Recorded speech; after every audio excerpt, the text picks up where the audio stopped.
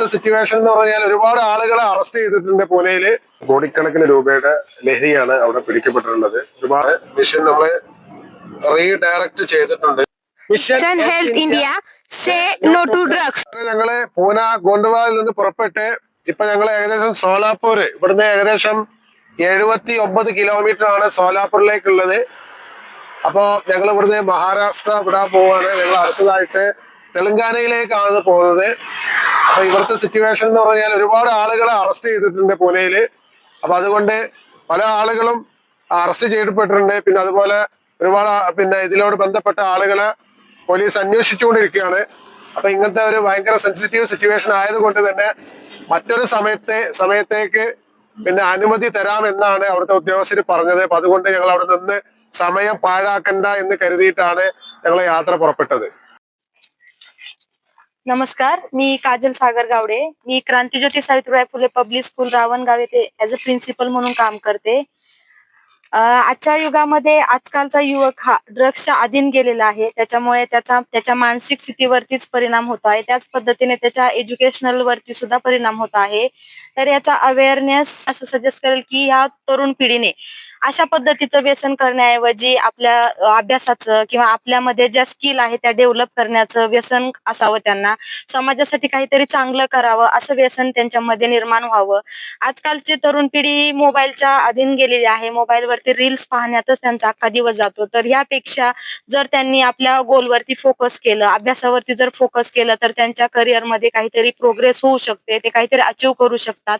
त्यामुळे ड्रग्स किंवा ह्या मोबाईलच्या दुनियेतून बाहेर निघून आपल्या युवकांनी किंवा मुलांनी आपल्या गोलवरती फोकस करावं.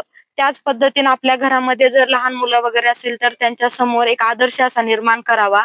त्याच्यामधून आपला हा इंडिया हा व्यसन मुक्त होण्यास नक्कीच मदत होऊ शकते. धन्यवाद. Mission health India say no to drugs. നമ്മുടെ മിഷൻ നമ്മള് റീഡയറക്ട് ചെയ്തിട്ടുണ്ട്. നമ്മൾ മഹാരാഷ്ട്രയിൽ നിന്നും നോർത്ത് ഇന്ത്യയിലേക്ക് ആണ് പ്ലാൻ ചെയ്തിരുന്നത്. മഹാരാഷ്ട്ര ടു രാജസ്ഥാൻ, ഹരിയാന, പഞ്ചാബ്, ജമ്മു, ഡൽഹി ഇങ്ങനെയായിരുന്നു നമ്മൾ പ്ലാൻ ചെയ്തിരുന്നത്. ദീപാവലി അവധി വരുന്നത് കാരണം നമുക്ക് എല്ലാ സ്ഥലങ്ങളിലും കവർ ചെയ്യാൻ പരിമിതി ഉള്ളത് കൊണ്ട് നമ്മളെ മിഷൻ മഹാരാഷ്ട്രയിൽ നിന്നും തെലങ്കാനയിലേക്ക് നമ്മൾ റീഡയറക്ട് ചെയ്തിട്ടുണ്ട്. അവിടെ നിന്ന് ആന്ധ്രാപ്രദേശിൽ നിന്നും ചെന്നൈയില് ഈ മാസം 29-ാം തീയതി നമ്മളെ മിഷൻ നമ്മൾ ഹെഡ് ചെയ്യുന്നതാണ്. ഇന്നലെ രാത്രിയാണ് ഞങ്ങൾ സോലാപൂർ എത്തിയത്. അവിടുന്ന് ഹൈദരാബാദിലേക്ക് ഞങ്ങൾ പുറപ്പെട്ടു. ഇന്ന് കാലത്ത് ഞങ്ങൾ ഹൈദരാബാദിലെത്തി. അപ്പൊ ഇവിടെ ഒരുപാട് സ്കൂളുകൾ തിങ്കളാഴ്ച മുതൽ നമുക്ക് അനുവദിക്കാമെന്ന് പറഞ്ഞിട്ടുണ്ട്. അപ്പൊ അതിന് ചില ആളുകളായിട്ട് നമ്മൾ കണക്ട് ചെയ്തിട്ടാണ് വന്നത്. പൂനെയിൽ ലഹരിയുമായിട്ട് നടന്നിട്ടുള്ളത് വളരെ വലിയ രീതിയിലാണ്. ഇവിടെ കോടിക്കണക്കിന് രൂപയുടെ ലഹരിയാണ് അവിടെ പിടിക്കപ്പെട്ടിട്ടുള്ളത്. ഒരുപാട് ആളുകളെ അറസ്റ്റ് ചെയ്യപ്പെട്ടിട്ടുണ്ട്. അപ്പോൾ ഇത് പല ഭാഗത്തും ഇത്തരത്തിലുള്ള സാഹചര്യങ്ങളുണ്ട്.